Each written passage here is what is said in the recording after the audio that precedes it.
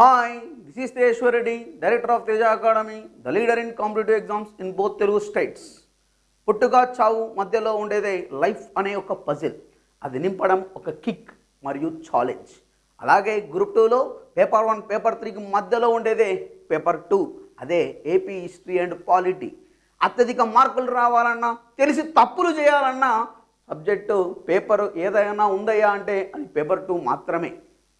Group 2 విజేతలందరూ కూడా 3 పేపర్లలో అత్యధికంగా స్కోర్ చేసే ఏకైక పేపర్ 2. పేపర్ 2లో కూడా ముఖ్యంగా పాలిటీ అనే సబ్జెక్ట్ నాన్ మ్యాథ్స్ అయినా మ్యాథ్స్ అయినా ఆర్ట్స్ బ్యాక్గ్రౌండ్ అయినా ప్రతి ఒక్కరికి కూడా చాలా ఈజీగా అర్థమయ్యే సబ్జెక్ట్. కానీ ఇక్కడే అందరూ కూడా తప్పు చేస్తారు. అంత ఈజీగానే ఉందని మొదట పాలిటీనే చదువుతారు, అంత ఈజీగానే తప్పులు కూడా ఆన్సర్ చేస్తూ ఉంటారు. కొద్దిగా దీన్ని ప్రణాళికాబద్ధంగా చదువుకుంటే ఇంతకుముందు నేను చెప్పినట్టే పుట్టుక చావు మధ్యలో లైఫ్ అనే పజిల్ని ఎలాగైతే నింపితే మనం గెలుస్తామో సేమ్ టు సేమ్ పేపర్ 2లో ఈ పాలిటీ అనే సబ్జెక్ట్ని ఈజీగా ఒక ప్రణాళికాబద్ధంగా చదవగలిగితే 100% మార్కులు సాధించే అవకాశం ఉంది. ఒక గ్రూప్ 2లోనే కాదు, UPPSC, civils, RRB, NTPC, SI, constable ఏ కాంపిటేటివ్ ఎగ్జామ్లోనైనా అత్యంత కీలకమైన సబ్జెక్టు పాలిటీ.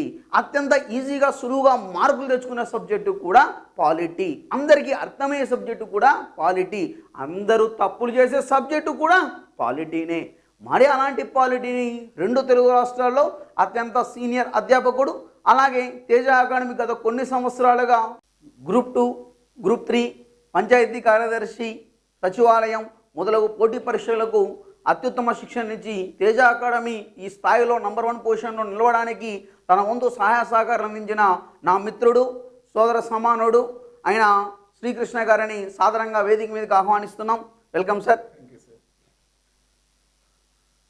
కృష్ణ గారు గత కొద్ది సంవత్సరాలుగా అటు క్లాసులోనే కాకోకుండా క్లాసు బయట అంటే మీన్స్ క్లాసు కంప్లీట్ అయిన తర్వాత కూడా ఒక ప్రణాళికాబద్ధంగా ప్రశ్నపత్రాలను రూపకల్పన చేసి ఆ ప్రశ్నపత్రాలను మళ్ళీ స్టడీ అవర్స్లో విద్యార్థులకు ఎన్నో మెలకువలు నేర్పించి 100% మార్కులు రావడానికి కారణమయ్యాడు.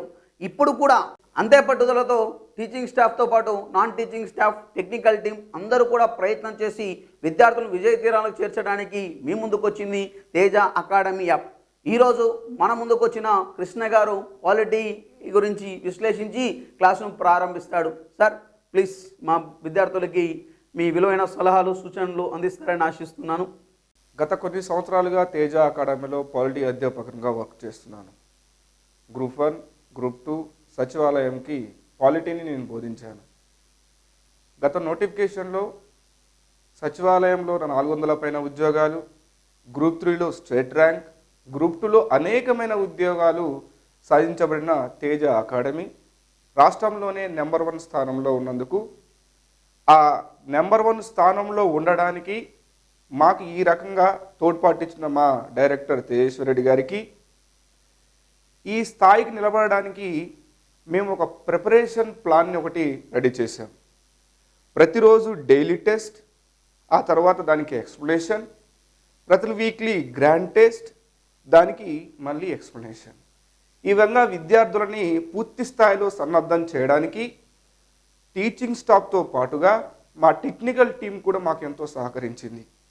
ఆఫ్లైన్లో ఏ విధంగా అయితే మేము రాష్ట్రంలో నెంబర్ 1 స్థానంలో నిలబడ్డామో అదేవిధంగా ప్రస్తుత యొక్క కరోనా పరిస్థితులను కూడా అధిగమిస్తూ అదేవిధంగా రాష్ట్రంలో ఆన్లైన్లో విద్యాబోధనంలో కూడా ఈ తేజ అకాడమీ నెంబర్ 1 స్థానంలో ఉంటుందని చెప్పడంలో ఎటువంటి సందేహం లేదు. ఇప్పుడు మేము ఈ ఆన్లైన్ విధానంలో, ఆఫ్లైన్ విధానంలో ఏ విధంగా అయితే ప్రతిరోజు డైలీ టెస్ట్ నిర్వహించామో అదేవిధంగా మీకు టాపిక్ అయిపోయిన తర్వాత టెస్ట్ ఉంటుంది, దానికి ఎక్స్ప్లెనేషన్ ఉంటుంది. వీక్లీ కూడా గ్రాండ్ టెస్ట్ ఉంటుంది, దానికి ఎక్స్ప్లెనేషన్ ఉంటుంది. టెస్ట్ అంటే ఇలాంటి టెస్టులు కాదండి, complete civil service oriented questions.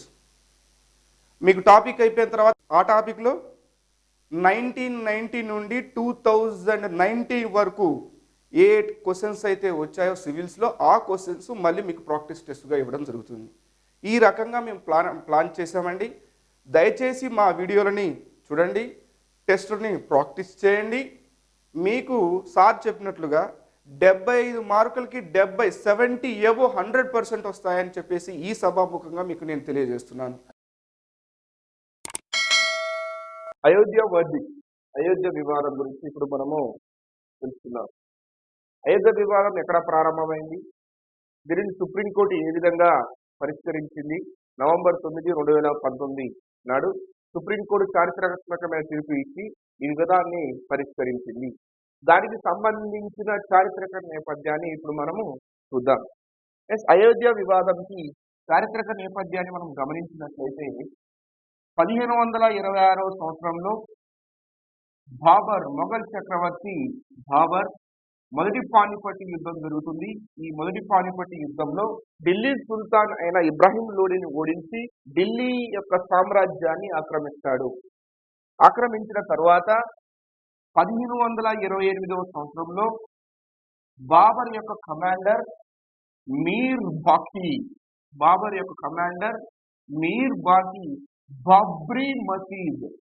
Babri మసీద్ని నిర్మించాడని చెప్పేసి అంటారు మీర్ బాకీని. 1857 సిపాయి రివోల్ట్, సిపాయిల తిరుగుబాటు, సిపాయి రివోల్ట్. ఈ 1857 సిపాయి రివోల్ట్ జరిగిన తర్వాత బ్రిటిష్ గవర్నమెంట్ 1859లో బ్రిటిష్ గవర్నమెంట్ ఈ అయోధ్యని మనం భావిస్తున్నాం కదా, అంటే బాబ్రీ మసీద్ యొక్క గేటు ముందు, బాబ్రీ మసీద్కి ముందు ఒక గేటు ముందు ఒక రైలింగ్ అనే దాన్ని ఏర్పాటు చేసింది. రైలింగ్ అంటే ఒక ఇనుప గేటు లాంటిది, ఇలాంటి రైలింగ్ అనేది ఒకటి ఏర్పాటు చేసింది 1859. ఈ అయోధ్యకు సంబంధించిన ఈ వివాదాన్ని మొట్టమొదటిసారిగా 1886లో రఘుబార్ దాస్ అనే వ్యక్తి మొట్టమొదటిసారిగా కేసు వేయడం జరిగింది. ఏమని కేసు వేయడం జరిగింది అంటే, ఈ యొక్క అయోధ్య అంటే బాబ్రీ మసీద్ యొక్క ప్రాంతంలో హిందువులని పూజకి అనుమతి ఇవ్వండి అని కేసు వేయడం జరిగింది. రఘుబార్ దాస్ కేసు పెట్టారు.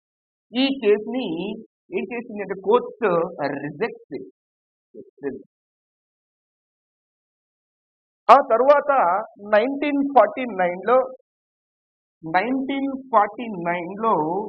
రాముడికి సంబంధించిన రామ్ లల్లా యొక్క విగ్రహాలు బాబ్రీ మసీద్ యొక్క సెంట్రల్ డోమ్ లో ప్రత్యక్షమయ్యాయి. సెంట్రల్ డోమ్ అంటే బాబ్రీ మసీద్ ఇలా ఉంటుందండి. ఇది సెంట్రల్ డోమ్, ఇటువైపు ఒక చిన్న డోమ్ ఉంటుంది, ఇటువైపు ఒక చిన్న డోమ్. ఈ సెంట్రల్ డోమ్ ఈ ప్రదేశంలో రామ్ లల్లా యొక్క విగ్రహం 1949లో ప్రత్యక్షం. ఈ ప్రత్యక్షమైన తర్వాత నెక్స్ట్ ఇయర్ 1950లో గోపాల్ సింగ్ విశారదన్ ఇతను ఈ సెంట్రల్ డోమ్, బాబ్రీ మసీద్ యొక్క సెంట్రల్ డోమ్ వద్ద ఈ రామ్ లల్లా విగ్రహం ప్రత్యక్షమైన నెక్స్ట్ ఇయర్ లోనే ఈ గోపాల్ సింగ్ విశారదన్ కేసు వేయడం జరిగింది. హిందువులని బాబ్రీ మసీద్ సెంట్రల్ డోమ్ వద్ద ప్రార్థనలకు అనుమతించాలి అని చెప్పేసి కేసు వేశాడు. కేసు వేసినప్పుడు ఈ కేసులో 2 పాయింట్స్ ని మెన్షన్ చేసింది జడ్జిమెంట్ లో. 2 పాయింట్స్. ఒకటి, బాబ్రీ మసీద్ సెంట్రల్ డోమ్ లో ఉన్న ఈ ఐడియల్ ని, రామ్ లల్లా యొక్క ఐడియల్ ని తొలగించవలసిన అవసరం లేదు. తో పాటుగా హిందువులు ఏం చేసుకోవచ్చు అంటే ప్రార్థన చేసుకోవచ్చు. కానీ ఎక్కడ అంటే ఈ సెంట్రల్ డోమ్ దగ్గర ప్రార్థన చేసుకోకూడదు. ఎక్కడైతే బ్రిటిష్ గవర్నమెంట్ రైలింగ్ ఏర్పాటు చేసిందని చెప్పేసి అన్నామో, ఈ రైలింగ్ బయట ప్రార్థనలు చేసుకోవచ్చు అని చెప్పేసి ఈ గోపాల్ సింగ్ విశారదన్ కేసు జడ్జిమెంట్ ఇవ్వడం జరిగింది. ఓకే, 1959లో నిర్మోయి అఖారా అనే సంస్థ కేసు వేయడం జరిగింది. నిర్మోయి అఖారా కేసు వేయడం జరిగింది. ఈ నిర్మోయి అఖారా అంటే ఏంటి అంటే హిందూ ధార్మిక సంస్థ.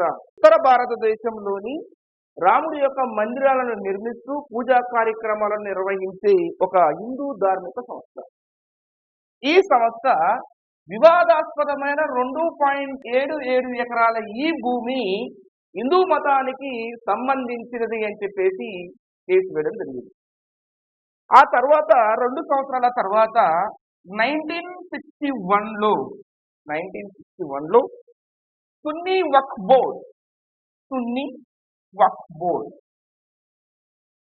బోర్డ్ కూడా కేసు వేసింది. ఏదైతే వివాదాస్పదం అని చెప్పేసి భావిస్తున్నారో ఆ 2.77 ఎకరాల భూమి అనేది అయోధ్యకు సంబంధించిన ఈ 2.77 ఎకరాల భూమి అనేది వివాదాస్పద భూమి అనేది ముస్లింకి సంబంధించినది. ముస్లిం సంస్థ అయిన సున్నీ వక్ఫ్ బోర్డు తమకు చెందుతుంది అని చెప్పేసి కేసు వేయడం జరిగింది 1961లో. ఆ తరువాత 1986లో షాబాను బేగం కేసుకి అయోధ్య వివాదానికి ఏంటి సంబంధం? 1986లో మధ్యప్రదేశ్ సంబంధించిన షాబాను బేగం 62 సంవత్సరాల షాబాను బేగంని ఆమె యొక్క భర్త ట్రిపుల్ తలాక్ అని చెప్పేసి ఆమెను వదిలేసి వెళ్ళిపోతాడు. అప్పుడు ఆమె మధ్యప్రదేశ్ హైకోర్టులో సవాలు చేస్తుంది. తనకి తలాక్ చెప్పిన తర్వాత తనకి మనోవర్తి చెల్లించాలి అని చెప్పేసి మధ్యప్రదేశ్ హైకోర్టులో కేసు వేస్తుంది.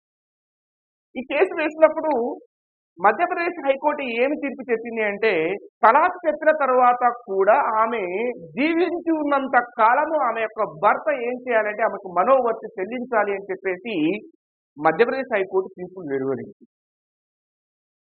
అప్పుడు ఈ షాబాను బేగం యొక్క భర్త అహ్మద్ ఖాన్ తీర్పు అనేది మా ముస్లిం షరియత్ లాకు వ్యతిరేకమైనది. ఈ కోర్టులు మా యొక్క మత సూత్రాలలో మా యొక్క షరియత్ లాలో ఏం చేస్తున్నారు అంటే జోక్యం చేసుకుంటున్నారు అని చెప్పేసి ఆ తీర్పు వ్యతిరేకంగా సుప్రీంకోర్టులో సవాల్ చేయడం జరిగింది. ఆ కేసుని షాబాను బేగం వర్సెస్ అహ్మద్ ఖాన్ కేసు అంటారు సుప్రీంకోర్టులో. సుప్రీంకోర్టు కూడా మధ్యప్రదేశ్ ఏ రకమైన తీర్పు ఇచ్చిందో, మధ్యప్రదేశ్ హైకోర్టు ఏ రకమైన తీర్పు ఇచ్చిందో అదే రకమైన తీర్పుని సుప్రీంకోర్టు కూడా సమర్థించడం జరుగుతుంది. అంటే షాబాను బేగంకి ఆమె బతుకున్నంత వరకు అహ్మద్ ఖాన్ అనే వ్యక్తి మనోవర్తి చెల్లించాలి అని చెప్పేసి సుప్రీంకోర్టు కూడా తీర్పు వెలువరిస్తుంది. ఆ తీర్పు వచ్చిన తర్వాత దేశంలోని చాలా మంది ముస్లిం పెద్దలు ఈ సుప్రీం కోర్టు మరియు ఈ కోర్టులు మా యొక్క ముస్లిం మత సాంప్రదాయాలని, మా ముస్లిం మతంలోకి మా షరియత్ చట్టాలని వీళ్ళు ఉల్లంఘిస్తున్నారు, జోక్యం చేసుకుంటున్నారు అని చెప్పేసి భావించడం జరిగింది. అప్పటి ప్రధాని రాజీవ్ గాంధీ ఈ ముస్లింలని ప్రసన్నం చేసుకోవడం కోసం మరియు ఈ వివాదాన్ని పరిష్కరించుకోవడం కోసం 1989లో ముస్లిం మహిళలకు సంబంధించి Muslim women's protection of divorce act అనేదాన్ని చేశాడు రాజీవ్ గాంధీ. దాని ప్రకారము సుప్రీంకోర్టు ఏమో జీవించినంత కాలము మనోవర్తి చెల్లించాలి అని చెప్పేసి సుప్రీంకోర్టు తీర్పిస్తే దాన్ని అధిగమించడం కోసము రాజీవ్ గాంధీ ఏం చేశాడు అంటే ఆ చట్టంలో జీవించినంత కాలం మనోవర్తి చెల్లించవలసిన అవసరం లేదు, కేవలం 3 నెలలు చెల్లిస్తే సరిపోతుంది. అంటే షరియత్ చట్టంలో ఏ విధంగా అవుతుందో అదే విధంగా 1989 చట్టంలో చేశాడు రాజీవ్ గాంధీ. ఈ చట్టము యొక్క ఇండికేషన్ ఏ విధంగా వెళ్ళింది అంటే ఈ దేశంలో ఈ ప్రభుత్వం ఒక మతానికి మాత్రమే ప్రాధాన్యత ఇస్తుంది, ఒక మతానికి మాత్రమే ప్రాతినిధ్యం ఇస్తుంది, అంటే ఈ దేశంలో ఎక్కువ మంది ఉన్న ప్రజలకి ప్రాతినిధ్యం వహించట్లేదు అని చెప్పేసి ఇండికేషన్ ని ఈ చట్టము ఇచ్చినట్లుగా భావించారు అప్పటి నాయకులు. 1990 సెప్టెంబర్లో లాల్ కృష్ణ అద్వానీ, ఎల్కే అద్వానీ రథయాత్రని ప్రారంభించారు సోమనాథ్ నుండి. ఎప్పుడైతే రథయాత్రని ప్రారంభించారో అప్పటి బీహార్ ముఖ్యమంత్రి లాలూ ప్రసాద్ యాదవ్ ఎల్కే అద్వానీని అరెస్ట్ చేయడం జరిగింది. ఆ తర్వాత రథయాత్ర ముగిసిన తర్వాత 1992 డిసెంబర్ 6వ తారీఖు నాడు బాబ్రీ మసీద్ని ఏం చేశారు అంటే దాదాపుగా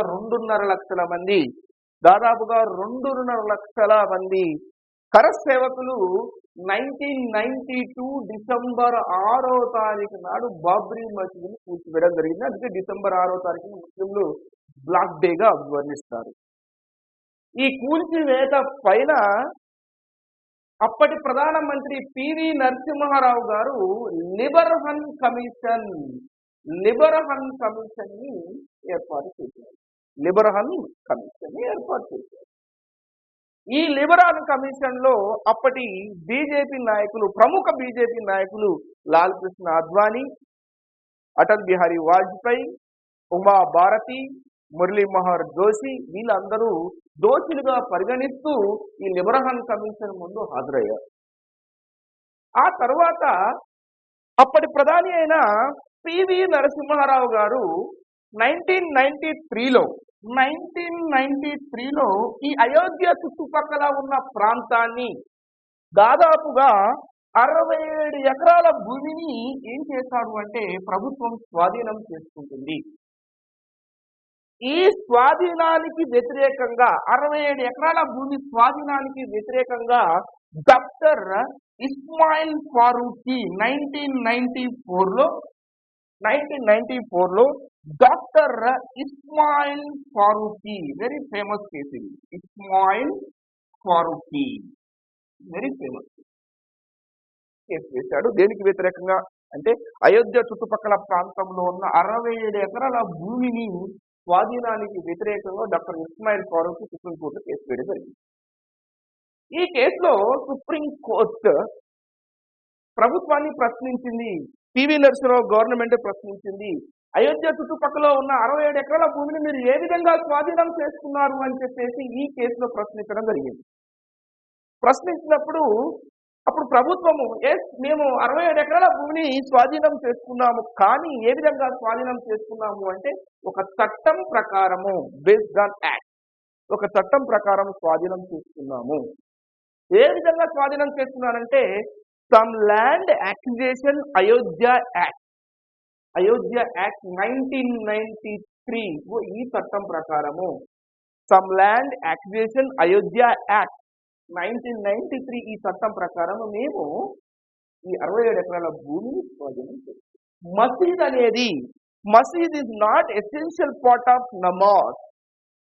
మసీద్ అనేది నమాజ్ లో ఎసెన్షియల్ పార్ట్ ఏమీ కాదు. అంటే నమాజ్ చేసుకునేటప్పుడు కేవలం మసీదులోనే నమాజ్ చేసుకోవాల్సిన అవసరం ఏమీ లేదు, నమాజ్ ఎక్కడైనా చేసుకోవచ్చు అని ఇస్మాయిల్ ఫారూఖీ కేసులో తీర్పు చెబుతూ 67 ఎకరాల భూమిని స్వాధీనం చేసుకోవడము ఒక చట్టం ప్రకారమే జరిగింది, ఇది సమంజసమే అని చెప్పేసి ఇస్మాయిల్ ఫారూఖీ కేసులో చెప్పడం జరిగింది.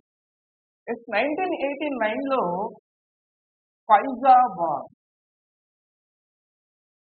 డిస్ట్రిక్ట్ కోర్ట్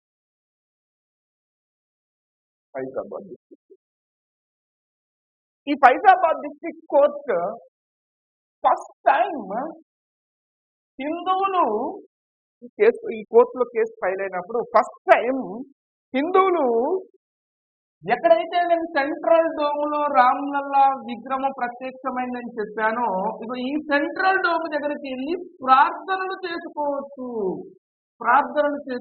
అని చెప్పేసి చెప్పింది ఫైజాబాద్ డిస్ట్రిక్ట్ కోర్ట్. ఇదే 1989లో అలహాబాద్ హైకోర్టు ఈ ఫైజాబాద్ కోర్టులో కేసులు అన్నిటినీ ఏం చేసింది అంటే 1989లో అలహాబాద్ కోర్టు ఈ కేసులన్నిటినీ తనకి ఏం చేస్తుంది అంటే ట్రాన్స్ఫర్ చేస్తుంది. It self transfer 1989 Allahabad high court it self తనకు సొంతంగానే ఈ యొక్క కేసులన్నింటినీ ట్రాన్స్ఫర్ చేసుకుంది. ట్రాన్స్ఫర్ చేసుకుంటూ ఈ కేసులని ఏంగా భావించింది అంటే అలహాబాద్ హైకోర్టు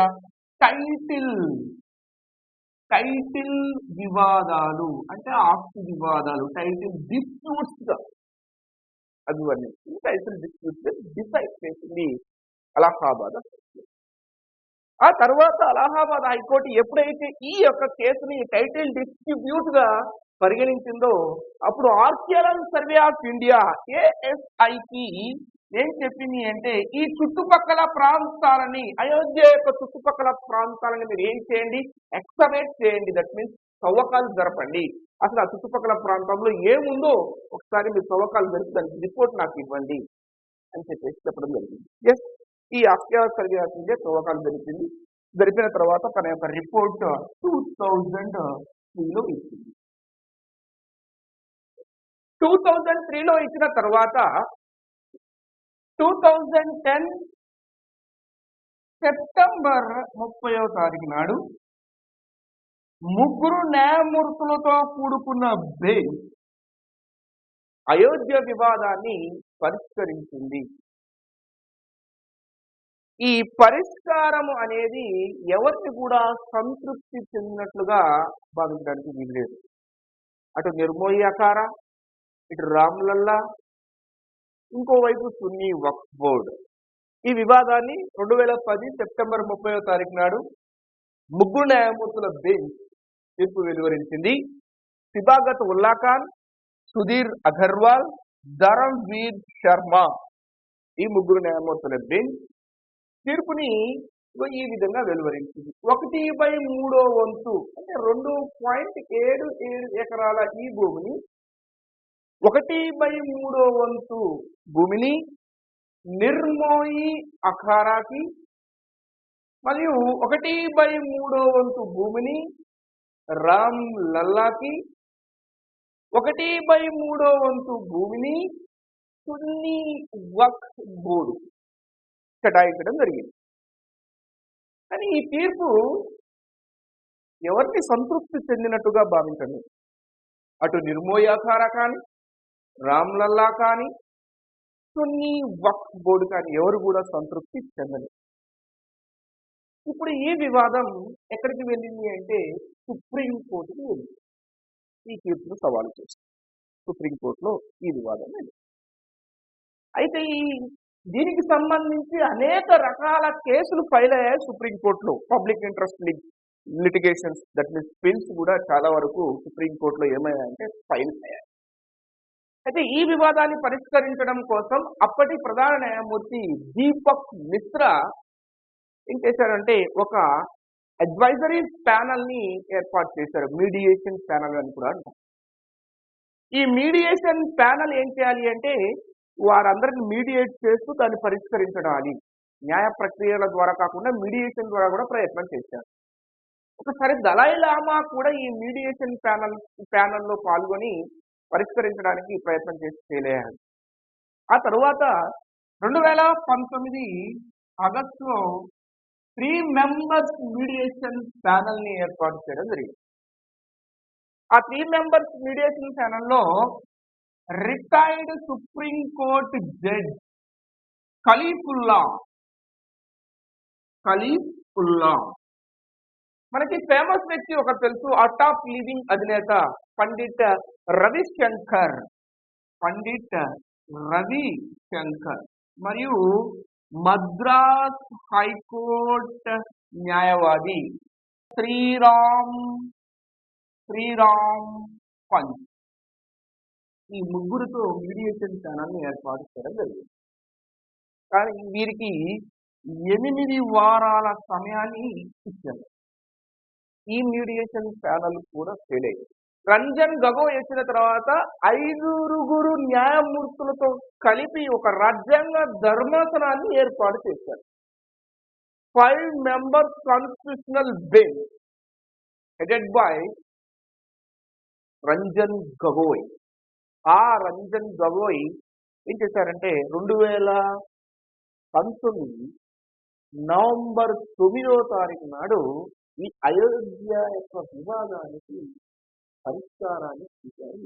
2019 నవంబర్ 9వ తారీఖు నాడు రంజన్ గొగోయ్ నేతృత్వంలో, ప్రధాన న్యాయమూర్తి రంజన్ గొగోయ్ నేతృత్వంలో 5 జడ్జిల బెంచ్ ఈ అయోధ్య వివాదాన్ని పరిష్కరించింది. ఈ అయోధ్య ఇప్పుడు పరిష్కరించే నేపథ్యంలో సుప్రీంకోర్టు 2 ఆర్టికల్స్ ని ప్రధానంగా ప్రస్తావించింది. Article 141 and article 142. So these 2 articles are very important. So what is 141? Article 141 ప్రకారం సుప్రీంకోర్టు ఒక ఆర్డర్ ని ఇష్యూ చేస్తే ఆ ఆర్డర్ ఏమవుతుంది అంటే ఆ ఆర్డర్ లా ఆఫ్ ల్యాండ్ అవుతుంది. What is the order? Ayodhya అనేది టైటిల్ డిస్ప్యూట్. ఈ టైటిల్ డిస్ప్యూట్ కి ఆర్టికల్ 141 ప్రకారం సుప్రీంకోర్టు ఆర్డర్ ని ఇష్యూ చేస్తే ఆ ఆర్డర్ ఏమవుతుంది అంటే ఆ టైటిల్ డిస్ట్రిబ్యూట్ కి ఆ టైటిల్ కి దట్ మీన్స్ ఆ ల్యాండ్ కి లా అవుతుంది, ఆ ల్యాండ్ కి అదే లా అవుతుంది. So that is called article 141. Yes, ఒక ఆర్డర్ ఇష్యూ చేస్తే ఆ ఆర్డర్ ఆ ల్యాండ్ కి లా అవుతుంది, article 141. Okay, next but about 142. This is a very important article 142, very important. Supreme Court can issue an order to complete justice. This is a very important word used in Ayodhya verdict. ఈ పదాన్ని అయోధ్య వివాదంలో ఉపయోగించింది article 142 ప్రకారం. Complete justice అనే పదాన్ని ఉపయోగించింది. Complete justice, complete justice. Supreme court ఒక order issue చేయవచ్చు. Supreme court can issue order to complete justice. ఇలా ఆర్డర్ ఇష్యూ చేసినప్పుడు, కంప్లీట్ జస్టిస్ కోసం ఆర్డర్ ఇష్యూ చేసినప్పుడు సుప్రీంకోర్టు అంత ముందుకు ఇచ్చిన ఈ జడ్జిమెంట్స్ ఏదైతే ఉంటాయో చూసారా, ఆ జడ్జిమెంట్స్ ని సుప్రీంకోర్టు బైండ్ అవర్ కావాల్సిన అవసరం లేదు. ఎప్పుడైతే 142 ఆర్టికల్ ఉపయోగించి కంప్లీట్ జస్టిస్ అంటుందో అంత ముందుకు ఇచ్చిన ఈ జడ్జిమెంట్స్ అన్ని వాటెడ్ అయిపోతాయి. దాన్నే 142 ఆర్టికల్ అంటారు, దాన్నే కంప్లీట్ జస్టిస్ అంటారు. ఈ కంప్లీట్ జస్టిస్ ఈ పదాన్ని అయోధ్య వర్డిక్ట్లో ఉపయోగించారు. అదేవిధంగా ఈ వివాదంలో సుప్రీంకోర్టు ఒక సూత్రాన్ని ఉపయోగించింది. ఫస్ట్ టైం ఈ సూత్రాన్ని ఉపయోగించింది అదేంటంటే preponderance of possibility. Preponderance of possibility ఈ సూత్రాన్ని ఉపయోగించింది సుప్రీంకోర్టు అయోధ్య. ఏంటిది సూత్రం? ఒకసారి మనం గమనించినట్లయితే ఇప్పుడు ఏదైనా వివాదంలో మేజర్గా 2 పార్టీస్ ఉంటాయి. 2 పార్టీస్, ఏ పార్టీ, బి పార్టీ. ఈ ప్రిపాండరెన్స్ అండ్ పాసిబిలిటీస్ అనే సూత్రాన్ని ఉపయోగించినప్పుడు పాసిబిలిటీస్ ని తీసుకుంటాం. అంటే మోర్ పాసిబిలిటీస్ అప్లై చేసేటప్పుడు, ఒక పార్టీ వైపు అప్లై చేసేటప్పుడు possibilities, that means evidence apply చేసేటప్పుడు ఆ అప్లై చేసిన పాసిబిలిటీస్, ఆ ఎవిడెన్సెస్ రియలబుల్ గా ఉండి, ఒక సైడ్ రియలబుల్ గా ఉండి ఏ సైడ్ తో, బి సైడ్ తో పోల్చుకున్నట్లయితే, అదర్ సైడ్ తో పోల్చుకున్నట్లయితే ఈ సైడ్ కి రియబుల్ గా ఉండి అప్లై చేస్తే ఎక్కువ పాసిబిలిటీ ఉంటే ఇది సైడ్ ఏం చేస్తుంది అంటే సుప్రీంకోర్టు జడ్జిమెంట్ ఇస్తుంది. It's bad judgment. సో ఇక్కడ మేము ప్రిపాండరెన్స్ ఆఫ్ పాసిబిలిటీలో ఇక్కడ మనకి ఈ సైడ్ ఏమనుకోవచ్చు అంటే హిందూ సైడ్ అనుకోవచ్చు. హిందూ సైడ్ ఎక్కువ పాసిబిలిటీస్ ఉన్నాయి, ఎక్కువ అప్లికేషన్ జరిగింది. మరి ఆ అప్లికేషన్ ఏంటివి? అంతగానం ప్రిపాండరెన్స్ ఆఫ్ పాసిబిలిటీస్ ఉపయోగించినప్పుడు అంతగానం ఇది ఎట్లా అప్లై చేశారు అనేది ఇప్పుడు మనం చూడొచ్చు. హిందూ సైడ్ జడ్జిమెంట్ ఏ విధంగా ఇచ్చింది, ఆ ప్రిపాండరెన్స్ ఆఫ్ పాసిబిలిటీస్ ఏ విధంగా ఉన్నాయి ఓకే మనం చూద్దాం. ఇప్పుడు 16th సెంచరీలో European traveller William pins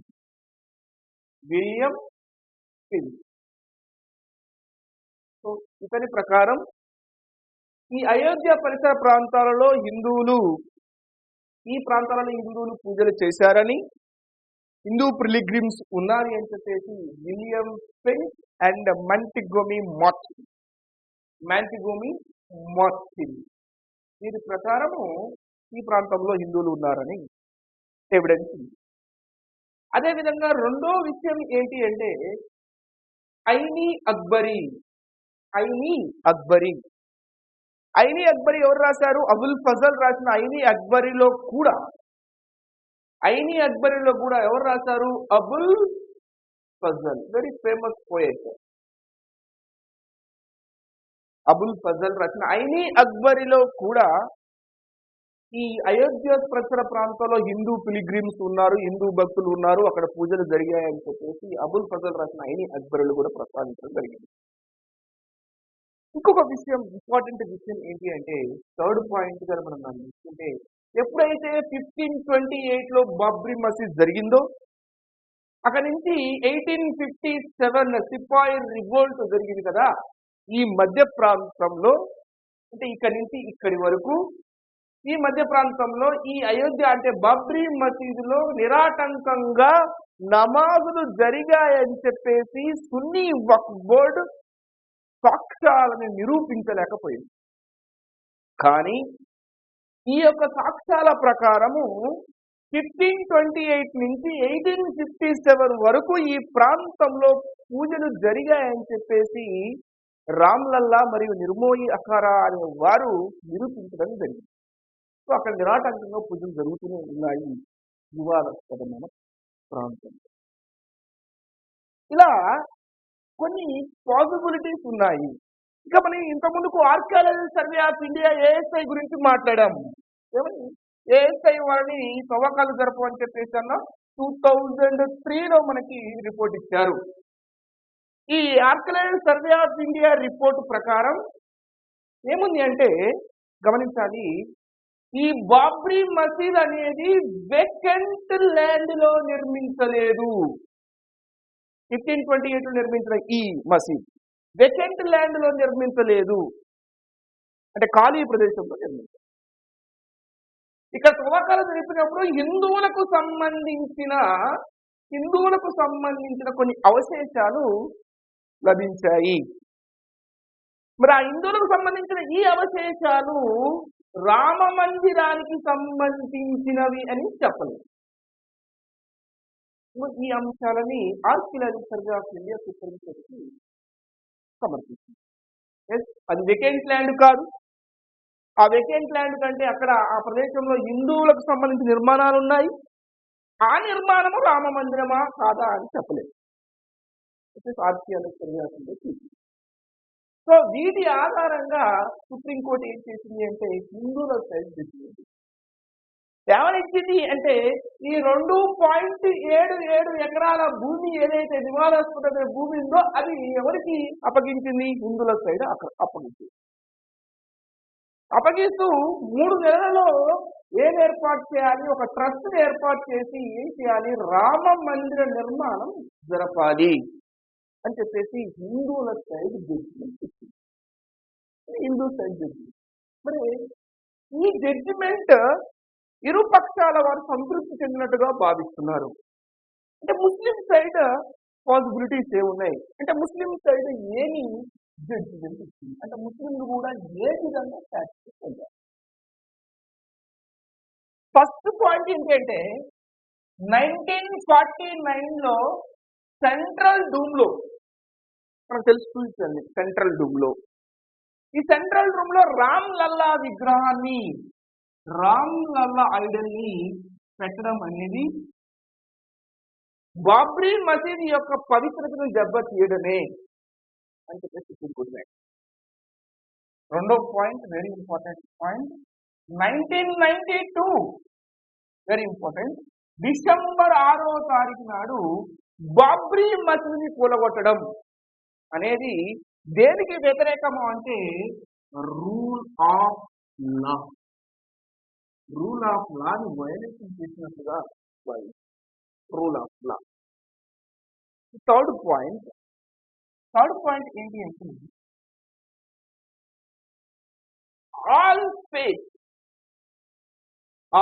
faith అంటే ఆ అన్ని యొక్క ధర్మాలు చట్టం దృష్టిలో అంటే చట్టం యొక్క కళ్ళలో సమానమైన భావనను కలిగి ఉంటాయి. ఎవరు ఎక్కువ కాదు, ఎవరు తక్కువ. ఇంకో అతి ముఖ్యమైన విషయం ఇక్కడ మనం మాట్లాడినట్లయితే ఫోర్త్ పాయింట్, అతి ముఖ్యమైన విషయం సెక్యులర్ అంటే లౌకికత్వం అనేది BBS లో భాగము. That means doctrine of basic structure లో భాగము. అంటే రాజ్యాంగ మౌలిక స్వరూపంలో సెక్యులర్ అనేది లౌకికత్వం అనేది భాగం అని చెప్పేసి ఎన్నిసార్లు ఉటంకించడం జరిగింది అంటే ఇక్కడ 24 సార్లు ఉటంకించారండి. Very important. ఈ తీర్పులో 1046 పేజీల తీర్పులో ఈ సెక్యులర్ అనే పదాన్ని 24 సార్లు రాజ్యాంగ మౌలిక స్వరూపంలో భాగం అని చెప్పేసి ఉటంకించడం జరిగింది. ఇక 5th పాయింట్, ముస్లింలకి 5 ఎకరాల భూమిని కేటాయించడం జరిగింది. అదే అయోధ్యలో ముస్లింలకి 5 ఎకరాల భూమిని మసీదులు నిర్మించుకోవడం కోసం ప్రభుత్వం కేటాయించాలి. నెక్స్ట్ 6th పాయింట్ ఏంటి అంటే 1993లో పివి నరసింహరావు గవర్నమెంట్ 67 ఎకరాల భూమిని స్వాధీనం చేసుకుంది ఒక చట్టం ప్రకారం అని అనుకున్నాం కదా. ఆ 67 ఎకరాల భూమిని కూడా ముస్లింలకి కేటాయించాలి అని చెప్పేసి తీర్పు జరగడం జరిగింది. ఇలా ఇరు పక్షాల వారు సంతృప్తి చెందే విధంగా 2019 నవంబర్ 9వ తారీఖు నాడు రంజన్ గొగోయ్ నేతృత్వంలోని కాన్స్టిట్యూషనల్ బెంచ్ ఈ రకమైన తీర్పు ఇచ్చింది. ఈ సమయంలో దేశాన్ని ఉద్దేశిస్తూ ప్రధానమంత్రి నరేంద్ర మోడీ, ఇది భారతదేశ ప్రజల విజయం, ఇది భారత జాతి విజయం, ఇందులో ఎవరు గెలవలేదు, ఎవరు ఓడలేదు, కేవలం దేశ ప్రజలు మాత్రమే గెలిచారు అని చెప్పేసి చెప్పడం జరిగింది. ఇంతవరకు ఈ యొక్క వివాదం ముగిసిపోయిన తర్వాత ఆగస్టు 5వ తారీఖు నాడు ఆగస్టు 5, 2020లో ఈ రామ జన్మ భూమిలో రాముడికి సంబంధించిన భూమి పూజ జరిగింది. ఇదే ఆగస్టు 5వ తారీఖు నాడు ఇంకో ప్రత్యేకత ఉందండి. జమ్మూ కాశ్మీర్ కు సంబంధించిన ఆర్టికల్ 317 ఏం చేశారు? రద్దు. ఇంతకు జమ్మూ కాశ్మీర్ కు సంబంధించిన ఆర్టికల్ 370లో అన్ని అంశాలను రద్దు చేశారా? ఇంకేమైనా అంశాలు మిగిలి ఉన్నాయా? అనగా 370 ఆర్టికల్ పూర్తి స్థాయిలో రద్దయిందా, ఇది ఇలానే ఉందా అనే అంశాన్ని మనం నెక్స్ట్ వీడియోలో చూద్దాం.